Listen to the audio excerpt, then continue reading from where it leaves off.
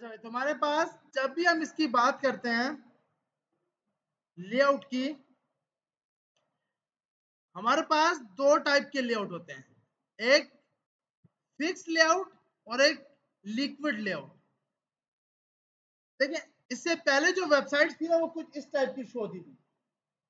अब अभी भी अक्सर बहुत सी वेबसाइट्स हैं जो इस लेआउट के ऊपर है। जैसे आपके पास आपकी क्रिकेट की वेबसाइट होती है, इसको fix layout, fix width layout पे क्यों रखा जाता है कि लेफ्ट और राइट साइड पे एड्स को रखा जाता है, एड्स शो होते हैं। आपके पास आपकी वेबसाइट सेंटर पे आती है, लेफ्ट और राइट साइड पे आपके पास एड शो हो रहे होते हैं। अक्सर आप कोई भी ऐसी वेबसाइट खोलोगे जिसका सेंटर पे डेटा है, लेफ्ट और राइट साइड पे आपका एड्स है, तो आप उसकी विड्थ डिफाइन करते हो 90%, कि आपका 5% वहां से छोड़े, 5% यहां से छोड़े। इस लेआउट का नाम होता है fix width layout. Liquid layout वो होता है जो फुल वेबसाइट हो, जिसपे कोई ऐड वगैरह नहीं लगाए जाते। अब ये वेबसाइट आपका लिक्विड लेआउट है कि भाई फुल फुल के लिए 100% विड्थ रखी गई है। सिर्फ आपको एग्जांपल बताई गई है कि भाई आपके पास आपको कब ये यूज करना है फिक्स और कब आपको लिक्विड रखना है। फिक्स आपको तब रखना है जब आपके क्लाइंट की रिक्वायरमेंट हो तो मुझे लेफ्ट और राइट साइड पे एड्स चाहिए। एड्स क्योंकि बाय डिफॉल्ट फिक्स नहीं होते, एड्स का आप सिंपल बैनर ऐड कर देते हो। एडमिन पीछे जाके जैसे ही एड चेंज चेंज करता है तो राइट साइड पे या लेफ्ट साइड पे आपके एड्स शो होने लग पड़ते हैं। जब भी क्लाइंट की रिक्वायरमेंट हो कि मुझे वेबसाइट के ऊपर लेफ्ट और राइट साइड पे एड्स दिखाने हैं तो आप लेआउट क्या रखोगे, फिक्स विड्थ लेआउट, जिसकी विड्थ 90% होगी। मार्जिन ऑटो होगा, मार्जिन ऑटो होगा तो सीन के सेंटर पे आएगा, ऐसी है ना भैया। और सीन के कहां पे आएगा, सेंटर पे, और लेफ्ट और राइट साइड पे आपके पास एड्स दिखाए जाएंगे। ये हमारे पास क्या होता है, फिक्स लेआउट। जैसे आपकी अपनी पोर्टफोलियो, और फिक्स नहीं लिक्विड, जैसे आपकी अपनी पोर्टफोलियो, पोर्टफोलियो में कभी भी हमारे पास एड्स नहीं होते। पोर्टफोलियो 100% वेबसाइट होती है। अगर आप ओलेक्स की बात करते हो, ओलेक्स सिर्फ अपने सिंपल अपने प्रोडक्ट को बेचेगा, वो किसी और की मार्केटिंग नहीं कराएगा। तो उस वेबसाइट के अंदर विड्थ कितनी होनी चाहिए, 100%, कि पूरे के पूरे पेज पे वेबसाइट का लेआउट शो। आ रही समझ। ये डिपेंड करता है क्लाइंट की रिक्वायरमेंट के ऊपर। हमें सिर्फ क्या याद रखना है, अगर क्लाइंट चाहता है कि मुझे एड्स लगाने हैं तो विड्थ 90%, क्लाइंट चाहता है फुल वेबसाइट शो, विड्थ 100%। अब ये सवाल है कि ये हम कैसे फिक्स करते हैं कि भाई यहाँ पे ये एड शो हो, यहाँ पे ये एड शो हो। ये जावास्क्रिप्ट के जरिए लेफ्ट और राइट साइड पे आप मल्टीपल डिप बना के रख देते हो और उसकी एक आईडी सेट करते हो कि भाई बैकएंड से अगर बैनर आईडी 1 है तो यहाँ ऐड दिखाना, अगर बैकएंड से बैनर आईडी 2 है तो इस साइड पे ऐड दिखाना। तो वो आपका जावास्क्रिप्ट के जरिए सेट करा रहे होते हो। बाय डिफॉल्ट यूजर जब पेज लोड करता है तो कुछ शो नहीं होता। थोड़ी देर बाद जब वो डेटा ऐड का आ जाता है तो एड्स शो होने लग पड़ते हैं। आजकल बीच में हो रहा है, बिल्कुल। वो ना डिपेंड करता है कि आपकी वेबसाइट किस टाइप की है। अगर मिसाल के तौर पर यहाँ पे बात करें, जैसे इसने हमें एक सिंपल लेआउट बना के भी दिखाया है। ये हमारे पास सिंपल है, इसने बोला भाई आपका ऊपर लोगो आ रहा है, नीचे आपकी वेबसाइट, और ये आपके पास मल्टीपल कॉलम्स। इसी तरह आपको इसने लिक्विड लेआउट का बना के दिखाया है। लिक्विड लेआउट का भी सिंपल। फर्क क्या होगा कि भाई यहाँ पर लेफ्ट और राइट साइड पे स्पेस नहीं होगा, फिक्स के अंदर, फिक्स के अंदर स्पेस होगा, होगा। सोना नहीं है सर जो बोल रहे हैं वो ठीक नहीं बोल रहे, सोना थोड़ी है। लिक्विड वाले के अंदर स्पेस नहीं होगा, फिक्स वाले में स्पेस होगा। भाई ये कैसे स्पेस आएगा, width 90%, display inline block, margin auto. Margin auto होगा, चीज खुद ब खुद सेंटर पे आ जाएगी, विड्थ 90% रखी जाएगी। इसी तरह हमारे पास आगे सिंपल इस टाइप के सिंपल ग्रिड बॉक्स दिखा रहा है। इसके लिए हमें ग्रिड व्यू यूज करना है, जो हम आगे जाके यूज करेंगे कि भाई मुझे अपने ग्रिड व्यू में एक ही बॉक्सेस में मल्टीपल पिक्चर्स चाहिए, यूं करके कि मतलब अक्सर एक बॉक्स बनाया, उसमें हर बार नया नया स्टाइल आए, कभी यहाँ पे 2 पिक्चर हो, कभी यहाँ पे 3 हो, कभी यहाँ 2 हो, कभी यहाँ, ये डायनामिक होता रहे। इसके लिए आप बनाते हो ग्रिड व्यू। क्या सीखते हो? ग्रिड व्यू, जो कि बाय डिफॉल्ट आपके पास, अब बाय डिफॉल्ट अगर पॉसिबल लेआउट क्या है, मिसाल के तौर पे आपका फिक्स है 960, बाय डिफॉल्ट टोटल कितने कॉलम होते हैं? 12 कॉलम होते हैं टोटल। अगर ये आप काउंट भी करो तो 12 कॉलम होंगे। अब मुझे 2 चाहिए तो 6 कॉलम, 3 चाहिए तो 4 कॉलम, 4 चाहिए तो 3 कॉलम, 6 चाहिए तो 2 कॉलम। या खुद ब खुद इसके ग्रिड व्यू के जरिए इसकी विड्थ डिफाइन करते हो। मिसाल के तौर पर आपके 940 पिक्सल है मिसाल के तौर पर, तो अगर मुझे 2 चाहिए तो कितनी कितनी विड्थ होगी? 460 460। 3 चाहिए 300 300 300। अब भाई 3 तो बनेगा 900। तो भाई बीच में स्पेस भी तो आ रहा है, ये स्पेस, ये स्पेस, ये स्पेस, ये ये भी तो स्पेस लेगा ना भाई। तो ये नहीं करना कि भाई 940 डिवाइड बाय 3, 940 नहीं, 900 divide by 3, 900 divide by 4, 900 divide by 6। तो जितनी जितनी आई वो आपने विड्थ शो करा दी। तो सिंपल। उसके बाद आपको बोल रहा है अगर मुझे ऊपर 2 चाहिए तो 300 पिक्सल 6, मतलब आपको ये लेआउट बना के दिखा रहा है कि आपका वेबसाइट का लेआउट ऐसा भी हो सकता है, ऐसा भी हो सकता है कि यहाँ पर लोगो, यहाँ पे आपका पिक्चर्स और डेटा आ रहा हो, यहाँ पर कोई और चीज, यहाँ पे आपका ये आ रहा हो, या आपका सिंपल विड्थ इसने डिफाइन की हुई है। अगर हम यहाँ पे आते हैं 940, अगर वो फिक्स लेआउट है कि लेफ्ट और राइट साइड पे स्पेस हो, तो आप इसको 90% दे सकते हो कि हर स्क्रीन के ऊपर फिक्स रहे। 940 दोगे तो मोबाइल पे जाके ये खराब हो जाएगा। आप इसको 90% रखोगे, इसको आप परसेंट से डिवाइड करेंगे कि भाई लेफ्ट और राइट साइड पे स्पेस रहे और बीच में वेबसाइट है, तो 90%। तो ये हम पूरे पूरे सिंपल ग्रिड व्यू के अंदर बनाएंगे। अभी हमें सिंपल नहीं पता कि simple grid view, flex box ये कैसे यूज होते हैं। ये सब अलग अलग टॉपिक्स है, मेन मेन टॉपिक है। Flex box, grid view, Bootstrap, इसको हम खुद ब खुद यूज करेंगे।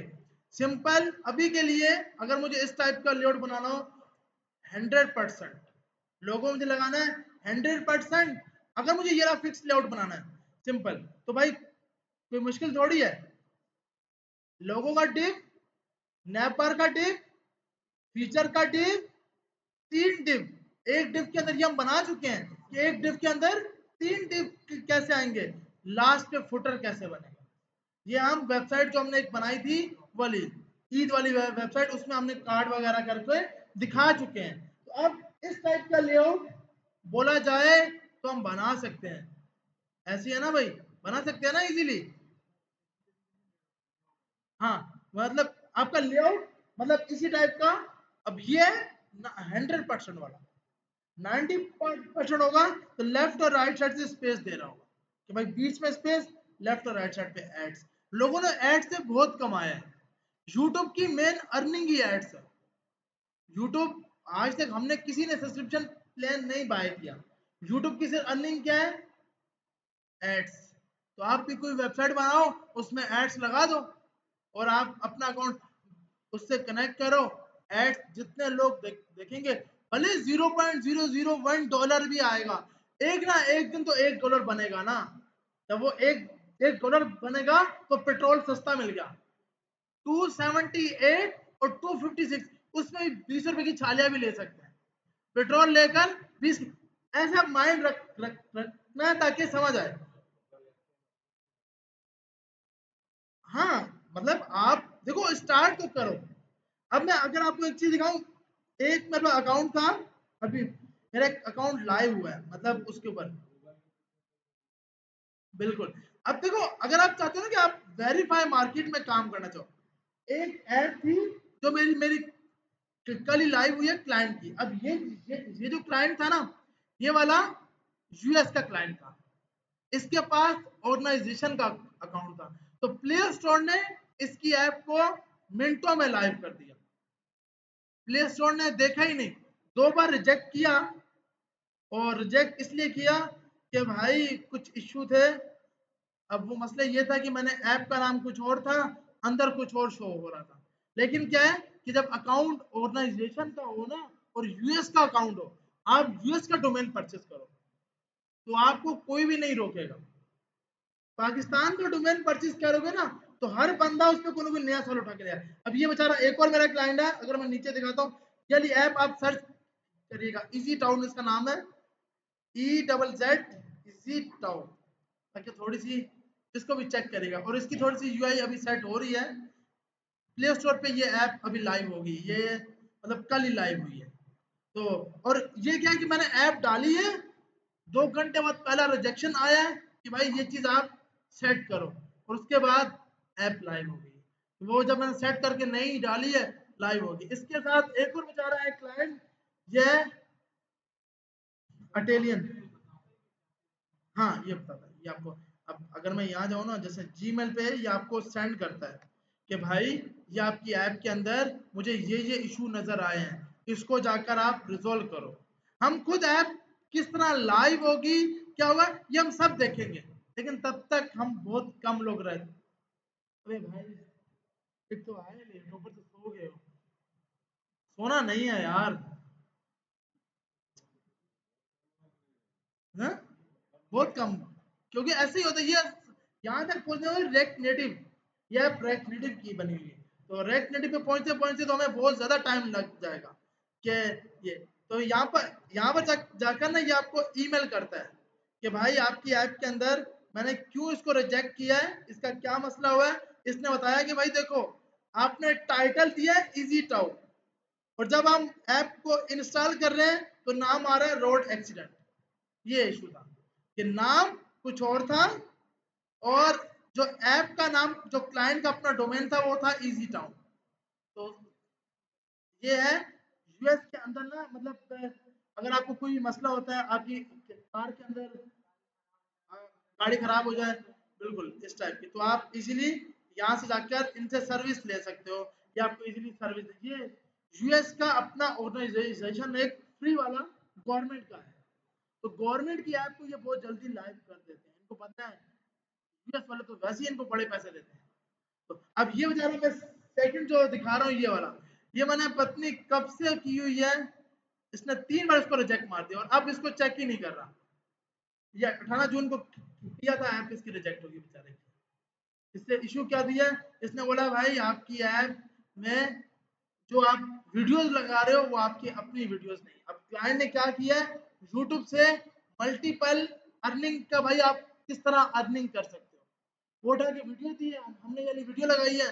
जब ऐप को चेक किया गया है तो वो उस पर कॉपीराइट का सिंबल आ गया। अब इसको चेक करना ही भूल गया, अब वो ड्राफ्ट अब मुझे लाइव करने ही नहीं दे रहा। तो भाई ये, और फिर जब ये लाइव ना हो, क्लाइंट आपके ऊपर ऐसा तपता है, वो बोलता है तेरी गलती है। तो इसलिए ये ख्याल रखना है। वो एंड्रॉइड है, वो एंड्रॉइड ऐप के अंदर कोड ओपन नहीं होता, कोड आप देख नहीं सकते। वेब के ऊपर कोड आप देख सकते हो, ओपन सोर्स है। एंड्रॉइड के अंदर कोड नहीं देख सकते, वो एपीके को रीबिल्ड करके फिर चेक किया जा सकता है। तो इसलिए तो ये चीज बताने का मकसद कि भाई, अब बहुत से लोग अब इस ऐप के अंदर भी, अभी क्लाइंट की नेक्स्ट रिक्वायरमेंट यही है कि भाई अब गवर्नमेंट यूएस की कमाएगी कैसे, इस ऐप के ऊपर एड्स लगवाएगी।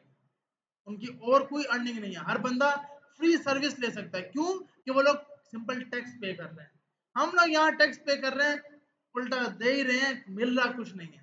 बाहर क्या होता है, आप टैक्स पे करते हो ना, तो आपको फ्री सर्विस मिलती है, तो ये ऐप फ्री सर्विस देगी उनको कि आपके पास अगर एसी खराब हो गया है, आपके पास पेट्रोल खत्म हो गया है, तो आपके वो क्योंकि हर महीने इतना टैक्स देते हैं, कि इस ऐप को गवर्नमेंट ऐप को फर्क ही नहीं पड़ता।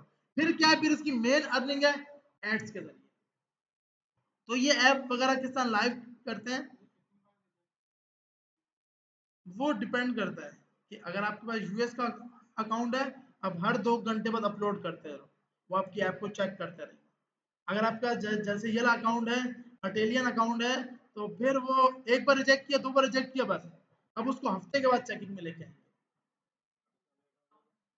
पाकिस्तान का तो अकाउंट वैसे ही, मैंने कभी पाकिस्तानी ऐप लाइव नहीं किया, मैंने मल्टीपल यूएस ऐप लाइव किए हैं।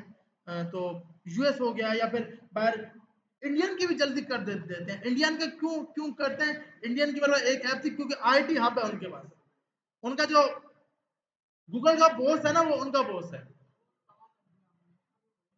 तो ये जो बोल रहा हूँ, तो तबाह नहीं किया, वो आईटी सेक्टर अभी भी हमसे बहुत ऊपर है। आईटी सेक्टर उनका, उनके डेवलपर्स मल्टीपल लोग हैं, उनके बच्चे बच्चे पाइथन सीख रहे हैं। बिल्कुल, बहुत आगे चल रहे हैं ऐसे ही। ठीक है भाई, तो हम वापसी आते हैं इंशाल्लाह। जब हम लोग अगर इस कोर्स के एंड तक गए, तो ऐप लाइव करना सीखेंगे, किस तरह लाइव होती है, क्या क्या चीजें रहती हैं इंशाल्लाह। जी, पाकिस्तानी अकाउंट से नहीं, यूएस के अकाउंट से।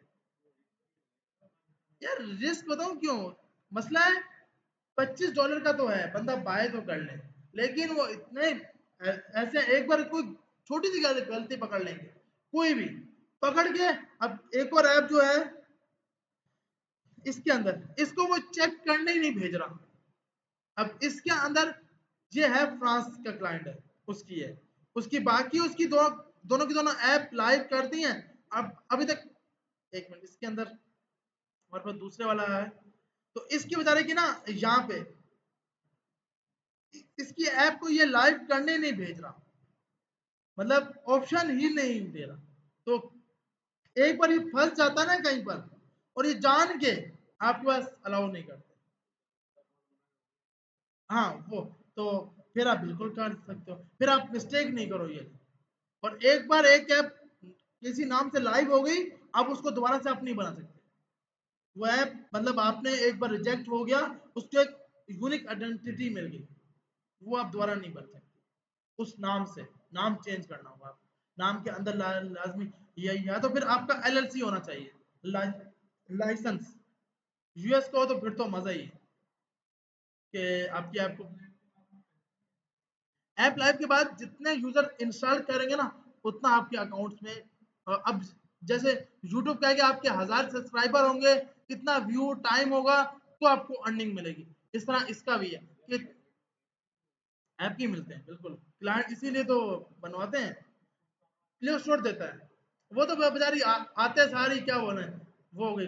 आपने चेक नहीं किया फूड पापा की क्या हालत हुई है, कि आते सारी बेचारों का, कोई ऐसा पाकिस्तानी डेवलपर था कि जैसे यूजर ने अकाउंट लॉगिन किए और मल्टीपल अकाउंट बनाए, सर्वर बैठ गया, तो प्ले स्टोर ने ऐप को अभी मतलब उसमें आ गया है, फ्लैग के अंदर।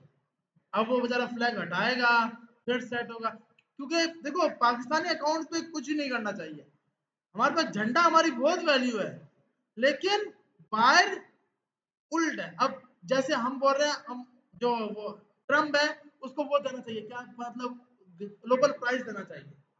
क्यों बोल रहे हैं भाई, हमारे पास काम हमने किया है, जंग हमने लड़ी है, हम ही बोल रहे हैं उसको ग्लोबल। उसने क्या किया, कॉल की है भाई, क्यों हम उनके गुलाम हैं? ऐसी है ना भाई, सीधी जो बात है। हम लोग ये जो काम कर रहे हैं, हम लोग खुद अपना बैठ के करें, हम इतना बड़ा रिस्क नहीं ले सकते। हम भी तो ऐप्स बना के लाइव कर सकते हैं, हम भी तो पाकिस्तानी लोगों को सर्विस दे सकते हैं। जैसे ये लोग फ्री में, इनकी पूरी पूरी वेबसाइट है जो अब अभी सिंपल चल रही है, ये भी तो सिंपल सर्विस दे रहे हैं ना भाई।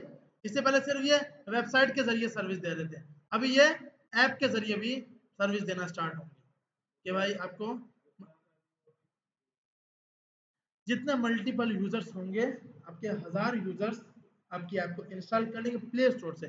प्ले स्टोर आपको यहाँ बता रहा होता है कि कितने लोगों ने इंस्टॉल किया, ऐप डिलीट कर दो गई।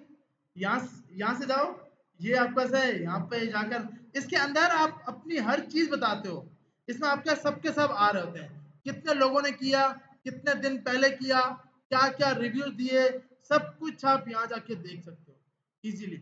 और यहाँ जाके आप अपनी, अक्सर आपने ऐप में देखा होता है कि भाई उसकी ना मल्टीपल पिक्चर्स होती हैं, वो आप सब यहाँ पे जाके लगाओगे। जब हम खुद बनाएंगे ना तो हमारे पास पूरी पूरी लिस्टिंग आती है। iOS पे अभी होगी क्योंकि ये कल एंड्रॉइड पे पहले होता है। एंड्रॉइड इजी है, iOS पे सिर्फ ऐप इंटरनल पे इंस्टॉल हुई है। इंशाल्लाह नेक्स्ट स्टेप यही है। अब ये क्या है आपके पास, यहाँ पे जाके आप अपनी ऐप का बताते हो ताकि यूजर इंस्टॉल करने से पहले आपको, अक्सर आपने देखा होगा कि भाई इस ऐप में ये स्क्रीन होंगी और इस स्क्रीन को इस तरह करके यूज करना है। अक्सर अगर आप वीडियो डालना चाहते हो तो यहाँ जाके आप अपनी वीडियो भी ऐड करो कि भाई ऐप को किस तरह यूज करना है। आप अपना लोगो ऐड कर सकते हो। ये सब काम बॉस करेंगे इंशाल्लाह, अगर जिंदगी रही और साथ रहा तो इंशाल्लाह। तो हम वापसी आते हैं क्योंकि ये बहुत आगे की चीज है। जब हम एंड्रॉइड सीख लेंगे, एंड्रॉइड ऐप सीख लेंगे, 1 साल हो चुका होगा, हम रिएक्ट सीख चुके होंगे। और क्या हो रहा है? हाँ तो देखो, दिखाने का मकसद यही होता है कि आप इंटरेस्ट लो, ताकि हम बहुत कुछ, हमारा कोर्स छोटी चीज नहीं है। ये कोर्स है अब ग्राफिक डिजाइनिंग वाले सिर्फ लोगो तक मुतैद है। लोगो हो गया, वेबसाइट का यूआई, हम क्या है, पूरी अपनी मेन फील्ड, वेबसाइट से लेकर, ऐप से लेकर, बैकएंड, होस्टिंग, डोमेन, हर चीज आप कर सकते हो। अभी जैसे मैंने आपको लास्ट क्लास में नेटलीफाई सिखाया था आपको, तो नेटलीफाई पे अब आपका ऑप्शन है कि आप अपना सिंपल कस्टम डोमेन डाल सकते हो। हम ये भी देखेंगे कि सिंपल कस्टम डोमेन कैसे डालते हैं।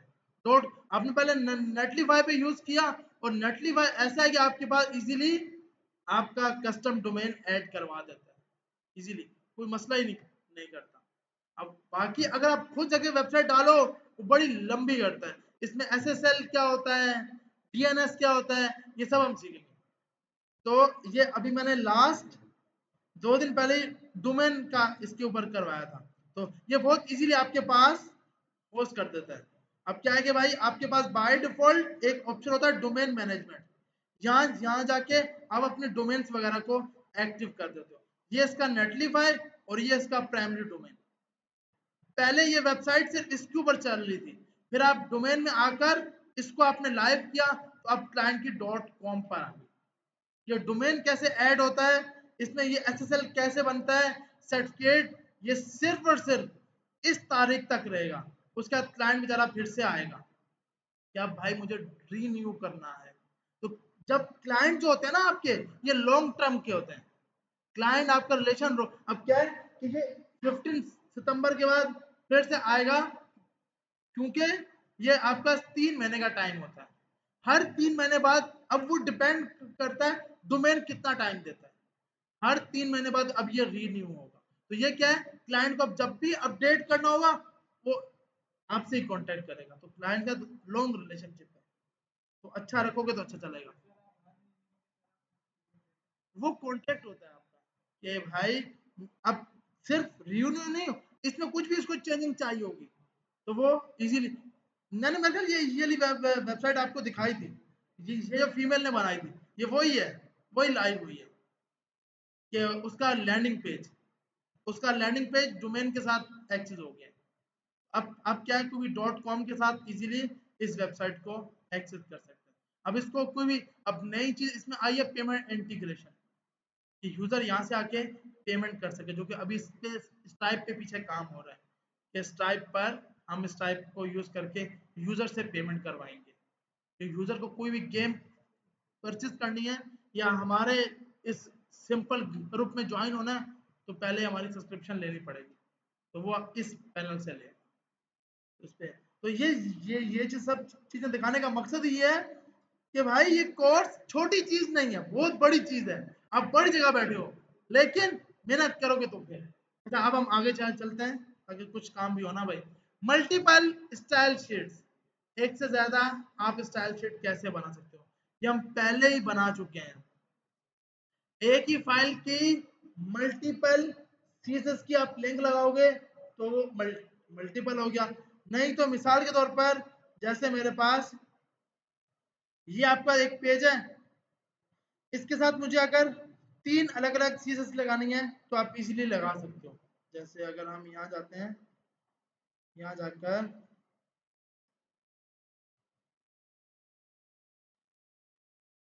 इसमें जाते हैं और यहाँ जाकर जी, कि मतलब एक लिंक लगाओ, बाकी को उसमें इंपोर्ट करो। नहीं, हर पेज के देखें, एक पेज मेरे पास है इंडेक्स का, सही है भाई। पहला पेज तो लाजमी होता है कौन सा, index dot H T M. दूसरा पेज आपने बनाया new dot H T M. अब मैंने बोला भाई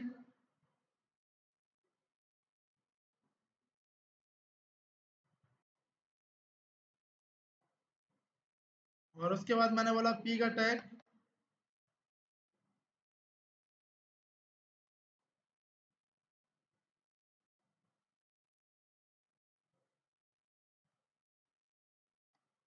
ये मेरे पास सिंपल बेसिक सा एक एचटीएमएल का आउटपुट आ गया। सेम यही आउटपुट हम यहाँ पर आए, यहाँ पर ही पेस्ट कर दिया, यहाँ पर हमने सिर्फ और सिर्फ ये हटा दिया। ठीक है भाई, अब मेरे पास 2 इंडेक्स की फाइलें बन गई और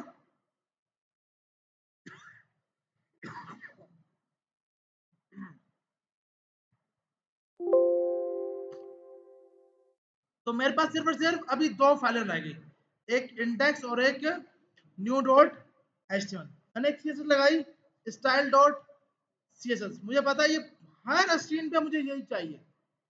मैंने कहा मार्जिन 0 पिक्सल, ऐसी है ना, हर स्क्रीन पे क्या होना चाहिए, यही शो होना चाहिए, ये वाली फाइल। दूसरा मैंने बोला भाई बॉडी का बैकग्राउंड कलर रेड कर देना। मैं इधर आया, मैंने यहां पर आकर एक लिंक का टैग या एक और बनाया home dot H T M, home dot C S S. एक फाइल बनाई होम की और एक new dot C S S. अभी आप बोलोगे बताओ करना क्या चाहते हो, बताता हूँ। अच्छा, सब सबसे पहले एक फाइल बनाई index dot H T M L, simple सा कोड लिखा। उसके बाद एक फाइल बनाई new dot H T M L, simple सा कोड लिखा। स्टाइल डॉट सी एक ऐसी फाइल है जो हर पेज पर चलेगी, जो हर पेज पर क्या होगा, चलेगी।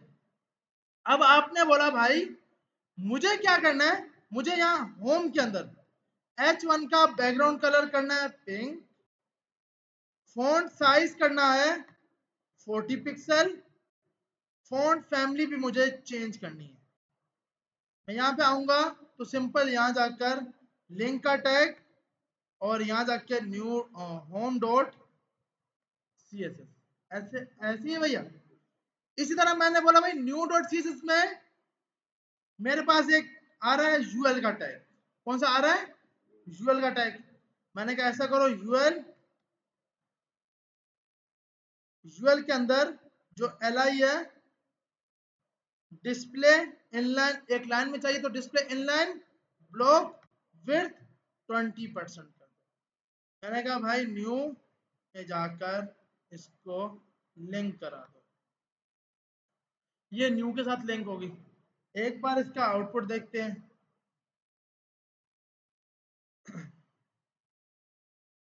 तो ये हमारे पास बेसिक इंडेक्स बना हुआ है, जिसमें हमने इंडेक्स में क्या बोला था, इंडेक्स में हमने ये बोला था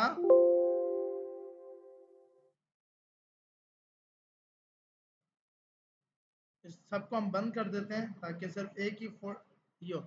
इंडेक्स में हमने बोला था कि भाई H1 का बैकग्राउंड कलर, फॉन्ट साइज और फॉन्ट फैमिली, ये तीनों आपको चेंज करने हैं। ठीक है भाई, अब हमने बोला भाई दूसरी फाइल है, दूसरी फाइल पे जाने के लिए मुझे लाजमी सी बात है इधर जाकर एक का टैग लगाना होगा, ताकि मैं एक पेज से दूसरे पेज पर जा सकूं। ये सही लगाया मैंने, ऐसे कितने जो बोल रहे हैं सही है। HTML आएगा। ये क्या बोल रहे हैं, कहाँ पे HTML आएगा, कहाँ पे LIUA की बात, हेलो यहाँ पर HTML का टैग आएगा। ये लिखो मतलब HTML लिखो, ये ये कुछ और बोलना चाह रहे हैं, बोल रहे हैं ये, मैं ये पूछना चाह रहा हूँ, इसमें कोई इशू है?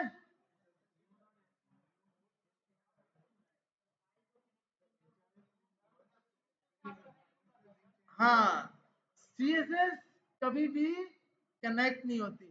CSS तो स्टाइलिंग के लिए है ना, एक पेज से दूसरे पेज HTML बनाता है, CSS थोड़ी बनाता है। सर इतना तो पता है, कल तो हमारा HTML का टेस्ट है, इतना तो आता है।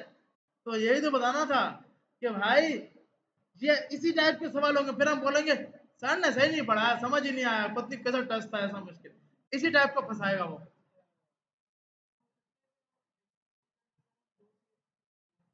मैं अभी हम वही वही कर रहे हैं, वो वही करने जा रहे हैं। अच्छा, तो हमारे पास यहाँ जाकर ये आ गया, न्यू ऐप पे क्लिक किया तो ये इसके अंदर आ गया, ये हमारे पास टेक्स्ट लिखा हुआ आ गया। एक लाइन में क्यों आ रहा है, क्योंकि भैया आपने यहाँ जाके थोड़ी सी CSS लगाई हुई है, इसलिए आपके पास एक लाइन में आ रहा है। तुम्हारे पास ये सिंपल एक लाइन में यूं करके शो करा रहा है, बीच में स्पेस क्यों आ रहा है? अब ये सब मैंने कहाँ डिफाइन किया, स्टाइल डॉट CSS। मैं चाहता हूँ कि ये शीट हर फाइल के साथ कनेक्ट हो, ये शीट हर फाइल के साथ। बॉस आप यहाँ जाओगे ना, न्यू डॉट HTML, तो ये कनेक्ट कराइए, न्यू डॉट CSS कनेक्ट कराइए। तो यहाँ पे न्यू न्यू हाँ, तो अभी स्टाइल डॉट CSS वही तो बता रहा हूँ कि उसको कराना है, कराई नहीं है, कराऊंगा। स्पेस इसकी वजह से नहीं आ रहा, ये देखो, ये मैंने हटाया ना, ये अब ये बंद कर दिया, ये दोनों बंद किए, अब देखना ये आ रहा है। वो कौन सी CSS चल रही है, न्यू डॉट CSS। तो मैं यही तो बोल रहा हूँ कि ये बीच में स्पेस कौन लेके आ रहा है, इसकी न्यू डॉट CSS लेके आ रही है, तो ये थोड़ी लेके आ रही है। इसमें तो लिखा हुआ है कि भाई आपके पास पूरी बॉडी को सिलेक्ट करो, मार्जिन भी जीरो, पैडिंग भी जीरो, और बैकग्राउंड कलर रेड कर दो। तो ये जब लगेगी तो आपकी स्टाइलिंग होगी मेन वाली। तो आप इसको डिफाइन करना है, तो आप एक तो हल है कि आप हर फाइल में जाकर लिंक का टैग लगाओ। दूसरा, अब एक तो हल यही है ना भाई कि मैं यहाँ जाऊं, लिंक का टैग लगाऊं और स्टाइल डॉट CSS, ये मैंने किया। अगर मैं अपने होम पेज पे जाता हूं तो मेरे पास यहाँ जाकर इसने बैकग्राउंड कलर रेड दे दिया, स्पेस बीच में से दे दिया। अब ये कौन सी, अब इस पे दो दो CSS लग गई, एक होम की अपनी और एक स्टाइल डॉट CSS की। स्टाइल डॉट CSS में मैंने क्या लिखा है, margin zero, padding zero, background colour red कर दो। जब भी ऐसा लगाना है तो आपको एक यहाँ पे तो फिर लिंक्स मल्टीपल आ जाएंगे, तो आपने लिंक यहाँ पर नहीं लगानी, आपको कहाँ पे लगानी है, इधर जाकर, इधर जाके कैसे लगाओगे, इंपोर्ट, ऐड इंपोर्ट और URL, यहाँ पे आ गया स्टाइल डॉट CSS। सवाल है सर यहाँ पे लगाओ वहां पे लगाओ, लंबी क्या कर रहे हो, इसके साथ होगी जावास्क्रिप्ट की फाइल भी कनेक्ट, तो इस यहाँ पर सिर्फ स्क्रिप्ट की लिंक्स आएंगी, यहाँ पर एक स्टाइल डॉट CSS तो आपकी इस पेज की फाइल है वो, और जो उसकी जावास्क्रिप्ट है वो, बाकी फाइलें दूसरी फाइल के अंदर जाएंगी। मतलब CSS की अगर इस फाइल के साथ, मतलब मुझे, जैसे मिसाल के तौर पर इसमें भी तो UL है ना, इसमें भी तो UL है, मैं चाहता हूं ये वाला UL जो है इसकी भी स्टाइलिंग आ जाए, तो मैं यहां जाऊंगा, import URL home dot new dot CSS। तो अब इसके पास अगर हम आएंगे तो हमारे पास यहाँ पर ये भी स्टाइलिंग लेके आ गया। आ रही है समझ? पहले नहीं आ रहा था, अगर मैं हटाता हूँ ना तो यहाँ देखो, यहाँ ये अलग अलग लाइन पे आ रहे हैं। मैं चाहता हूँ कि भाई इस एक फाइल के साथ दो से ज्यादा फाइलें इंपोर्ट हो जाएं, तो @import url style.css। नहीं, मतलब अगर आपके पास सिंपल कोई CSV फाइल अलग से बनी हुई है, या फिर कोई PNG फाइल की लोकेशन है, जैसे आप बैकग्राउंड इमेज में एक वेरिएबल बना के रखते हो कि भाई ये वेरिएबल मुझे हर जगह पे यूज करना है, तो आप वो वेरिएबल्स को कॉल करा सकते हो फाइल्स के, कि मतलब आपका पास पूरी पूरी ऐप की एक थीम होती है कि जिसका बैकग्राउंड कलर डिफाइन कर दिया जाता है, फिर आप सिर्फ उस वेरिएबल को नीचे यूज करते हो, तो वो आप वेरिएबल इंपोर्ट करा सकते हो हर चीज में। मतलब बिल्कुल, कि मतलब अब ये है ना, ये मतलब मेन है, ये बॉडी पे हर पे आए। एक तो हालांकि मैं लिंक का टैग लगाता रहा हूँ, एक हल है इसकी अपनी सीरीज अलग है, ऊपर जाके ये इंपोर्ट करा। सही है भैया? हाँ, हेडर हो गया बिल्कुल। यहाँ तक किसी किसी का कोई सवाल है? क्या चीज है भाई ये यार, क्या चीज हो यार, अभी 2 मिनट पहले उठे हुए थे, मैं ये सिर्फ यहाँ गया समझाया, वापसी आया हो भाई क्या, आगे बैठ के ना, एसी की हवा ऐसी है। और फिर तो अगर नहीं समझ आ रहा तो छोड़ दो, देखो बहुत सी आवाम, तो इनके लिए मुश्किल हो गया, छोड़ दिया, आपके लिए मुश्किल हो गया, छोड़ दो। अगर समझ आ रही है तो बहुत, सोना नहीं है यार, कोशिश करो, नहीं भी सुन रहे ना, आंखें खोल खोल के रखो, कहीं ना तंग ना हो बस। भले आप अंदर सो रहे हो भले, लेकिन आंखें खोलो ताकि मुझे लगे हाँ भाई उठाओ। जी जी।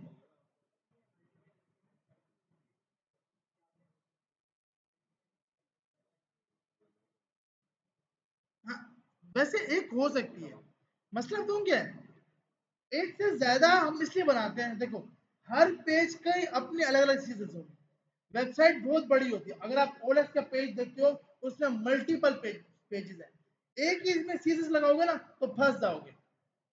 क्यों फंसोगे? किसी की चेंजिंग करनी है, चेंजिंग अबाउट के पेज की करनी थी, हो क्योंकि सीरीज एक ही है, कॉन्टैक्ट के पेज की होगी, कॉन्टैक्ट को सही करने के गैलरी की खराब होगी, क्यों? क्लासेस आईडी मैच हो रही है, तो मसला, क्योंकि आईडी आपके सबका अक्सर होम, अबाउट, कॉन्टैक्ट, आईडी का नाम सेम हुआ, वो फट जाएगा, फिर आप एरर ढूंढोगे, फिर आपके लिए मुसीबत बन जाएगी। उसमें देखो, अब जो मैंने ये इंपोर्ट करा है ना, आप मुझे पता है कि भाई पहले वो यहां से उठाएगा, यहां से ना मिला तब वो अपनी उस फाइल में जाएगा कि भाई इसकी फाइल को उठाओ, मिल गया तो ठीक है, नहीं तो वहां वहां से चेक करो अलग फाइल से, इस फाइल को देखो। हाँ बिल्कुल, फाइल इस तरह करके @import header.css, ऐसे में तो कोड तो रखना होगा हर फाइल में, क्यों कि ये पेजेस है, रेक्ट हमारे पास कंपोनेंट्स है, रेक्ट में हम कंपोनेंट बना के रख देंगे, यहाँ पे आके यूज करेंगे, एक जगह पे रख दिया, यहाँ पर क्या नहीं, हर जगह कोड रखना है, बिल्कुल लाजमी कि आपको सब कुछ डिफाइन करना है हर पेज के ऊपर।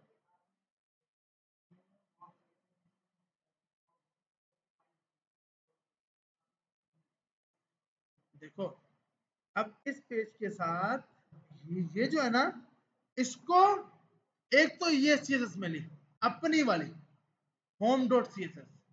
अब जैसे मिसाल के तौर पर मैं यहाँ पे आया style.css में, मैंने बोला H1 बैकग्राउंड कलर ये कर दो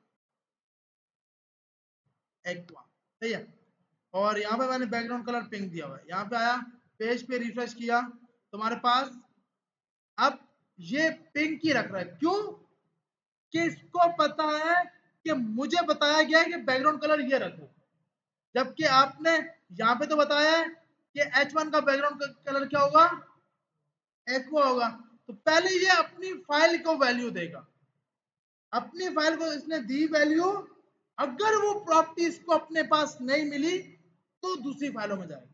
जैसे अगर मैं ये बैकग्राउंड कलर यहां से हटा देता हूं, अब जब मैं इधर आऊंगा तो अब बैकग्राउंड कलर एक्वा आएगा। क्यों? जब इसने वो उस फाइल को उठाया, पहले अपनी फाइल को चेक करेगा, अगर वो प्रॉपर्टी अपने पास नहीं मिली तो किसी और की प्रॉपर्टी को जाके एक्सेस करेगा। हाँ, फिर अब यहां जाके आप बोलते हो कि भाई मुझे इंपॉर्टेंट ये लगा दो, अब आपके पास यही चलाएगा। नहीं नहीं, इंपोर्ट के साथ नहीं, मतलब आप यहां जाके इंपोर्ट ये नहीं मानता, यहाँ आप नहीं ला सकते, ये प्रॉपर्टी के साथ लगेगा, जो आपकी प्रॉपर्टी की वैल्यू उसके साथ लगेगा, तो यहाँ नहीं लगेगा। सही है भाई? अब कुछ समझ आया? एक से ज्यादा सीएसएस की फाइलें बना सकते हैं, सिंपल। आपको देखें इसको हमें कैसे यूज करना है। आपके पास पूरी एक वेबसाइट है, मिसाल के तौर पर एक इंडेक्स का पेज है, मिसाल के तौर, इंडेक्स को अभी छोड़ो, इंडेक्स का मतलब होम है, एक अबाउट का पेज है, तो एक फाइल होगी home dot C S S, एक होगी about dot C S S. दोनों को आप आपस में आपने अपनी अपनी एचटीएमएल के साथ लिंक किया होगा। एक होगा जिसमें हेडर की सीएसएस पड़ी होगी, एक होगा जिसमें फुटर की सीएसएस पड़ी होगी। अब ये सीएसएस आपको होम पे भी लगानी है, अबाउट पे भी लगानी है, तो ये दोनों होम पे भी इंपोर्ट होगी, अबाउट में भी इंपोर्ट होगी। आ रही समझ? क्या मतलब, मेरी एक वेबसाइट का लेआउट मैंने हेडर की चीजें अलग बना के रखी है, फुटर की चीजें अलग बना के रखी है, अब होम की चीजें अलग है। अब मैं चाहता हूं कि हेडर और फुटर की जो सीएसएस है वो होम में लगी हुई आ जाए, तो मुझे हेडर और सीएसएस फुटर के सीएसएस को इंपोर्ट करना पड़ेगा। सर क्या बोल रहे हो? अभी बता रहा हूँ क्या बोल रहा हूँ। यहाँ जाता हूँ, सबसे पहले ये डिलीट, क्योंकि पीछे आवाम की एक्सप्रेशन को देख के गलती की आज की क्लास, लेकिन नेक्स्ट क्लास तो आना ही नहीं है। मैं चेक करा देता हूँ, कोशिश करो, समझ आती है तो सेट है, नहीं तो फिर अब फिर कोर्स छोड़ना पड़ जाएगा। Index dot C S S बना सकते हैं, ये भी अच्छा है स्टाइल की जगह।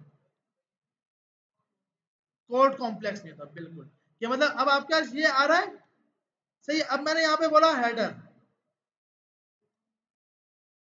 यहाँ जाके आपने बोल दिया हेडर, और यहाँ पर आपने बोल दिया लोगो, ठीक है भाई। उसके बाद आपने यहाँ जाकर H1 का टैग दिया जिसमें आपने लिखा होम पेज, ठीक है। उसके बाद आपने यहाँ पे आके बोला फुटर, फुटर में आपने बोला डेवलप्ड बाय अननोन, बाद में यही होगा डेवलप बाय अननोन, पता ही नहीं है कैसे, तो क्योंकि ऐसे हालात होने वाले हैं सीजन के बाद, जावास्क्रिप्ट पे तो वैसे ही हम अननोन हो जाएंगे।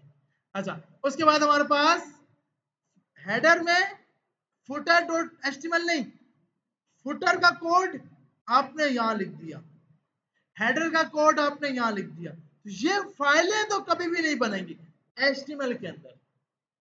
क्यों? कि आप कोड को रखना पड़ेगा हर फाइल के अंदर जी।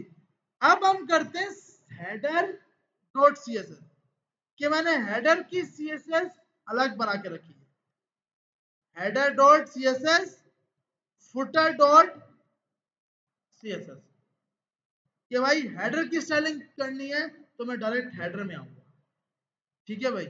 इसके ऊपर हम एक देते हैं डिव, जिसका नाम रखते हैं क्लास हेडर, ये आपने इसके अंदर लगा दिया। एक और बनाया आपने डिव डॉट फुटर, और फुटर को आपने उठाकर इसके अंदर रख दिया।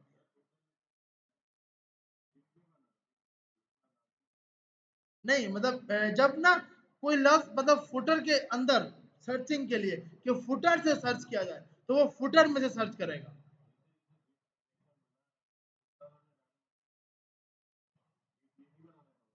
ये बना देता है, लेकिन ये एसईओ के अंदर फुटर को अलग से एक पूरा सेक्शन समझेगा। हमारा यूजर सर्च कर रहा है कि मुझे वो वेबसाइट ला के दो जिसके फुटर में कॉपीराइट का सैंपल आ रहा है, तो अब फिर ये टैग हेल्प करेगा फुटर का। तो इसलिए अक्सर बोला जाता है कि आप हेडर और फुटर, इसमें बहुत से टैग हैं। हेडर में नैव का टैग है, NAV नैव, नैव के अंदर यूएल लगाया जाता है, सामने ये नहीं देखा, जो हेडर के अंदर अक्सर नैव लगा होगा, नैव के अंदर यूएल और यूएल के अंदर एलआई होता है। क्यों?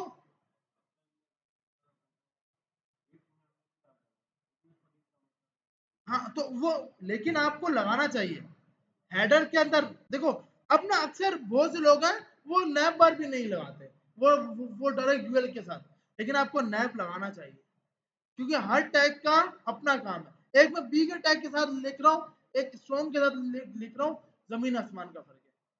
अब हमारे पास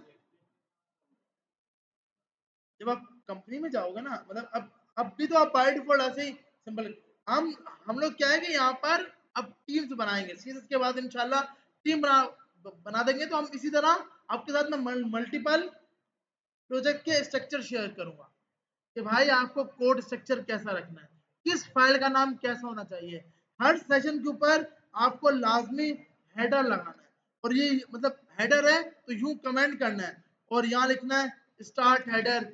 ये लिखने में हमें बड़ा मसला होगा, लेकिन जब इसकी प्रैक्टिस हो जाएगी ना, हाँ तो हाँ हमें बिल्कुल इस टाइप का करना है। क्यों? कि मार्केट इसको प्रिफर करती है। तो कोड स्ट्रक्चर कैसा होता है कैसा नहीं होता, लेकिन हाँ, आप अपने लिए भी आसान होती है कि कल आपको चेंजिंग के लिए बोला गया है तो आप सिर्फ हेडर को उठाओगे, मतलब कि मैंने सिर्फ यहाँ पे लिखा हुआ है हेडर स्टार्ट हेडर एंड, तो आप सिर्फ इस कोड के अंदर चेंजिंग करोगे, बाकी कोड पे कुछ भी फर्क नहीं आएगा। तो ये आप लाजमी लगा, आप जब कंपनी में काम करते हो तो आउटपुट से ज्यादा कोड पे फर्क देखा जाता है, क्योंकि कोड तो हर बंदा कर ले, जब वो कंपनी छोड़ के जाता है तो फिर कंपनी के लिए बड़ा मसला हो जाता है। क्यों? कि दूसरे को कोड समझाना, अगर स्ट्रक्चर एक ही होगा, एक को हटाओ दूसरे को लगाओ, दूसरे को हटाओ तीसरे को लगाओ, ना कंपनी के लिए मसला ना आपके लिए मसला। क्यों? कि आप कभी कौन से प्रोजेक्ट पे होगे, कभी कौन से प्रोजेक्ट पे होगे, वो डिपेंड करता है आपके लेवल और आपकी स्किल्स के ऊपर। बिल्कुल बिल्कुल, हम मैं लाजमी शेयर करूंगा। जी जी, कोड देखो, कोड हम मुश्किल बनाएंगे ना, आपका कोड लाइव नहीं होगा। कोड आप ये बोलोगे भाई मैं तो कोड करके चला जाऊंगा, कोडिंग से पहले आपका होता है लाजमी ग्रोथ। जब आपका एंड होता है ना 6 मंथ बाद, निकलती है आपकी ग्रोथ, कि भाई इसने कितने प्रोजेक्ट पे काम किया, इसका लीड के साथ कैसा बिहेवियर था, इसका टीम मेंबर्स के साथ कैसा था, ये हेल्पिंग पर्सन था या नहीं था। हर चीज आपकी केपीएस निकलती है जो कि आपका लीड देता है। इससे पहले मुझे भी नहीं पता था, अब मैं क्योंकि एज ए लीड की पोजीशन पे हूँ तो आपको हर बंदे का अलग अलग जवाब देना है। अगर आप किसी के बारे में बोल रहे हो कि ये सही करके काम नहीं करता, तो आपको 1000 सवालों के जवाब देने एचआर को, कि भाई ये सही काम किस वजह से नहीं कर रहा, कौन सा काम आपने ऐसे, आपने सब माइंड में रखना है, कौन सा काम आपने दिया था वो इसने नहीं किया, या कौन सा काम था जिसपे इसने ये किया, कौन सा ऐसा काम। अब अक्सर सर्चिंग पे काम किया जाता है, आजकल लोग सिर्फ सर्च कर रहे होते हैं कि भाई मुझे अपना अच्छा कोड स्ट्रक्चर कितना करना है। तो कोड स्ट्रक्चर की बात आती है कि भाई आपकी टीम में से कौन बंदा कितना अच्छा कोड कर रहा है, या आपको आपका जो लीड होता है उसको हर चीज का जवाब देना होता है, तो वो अपना एक फाइल बना के रखता है हर रोज उसमें।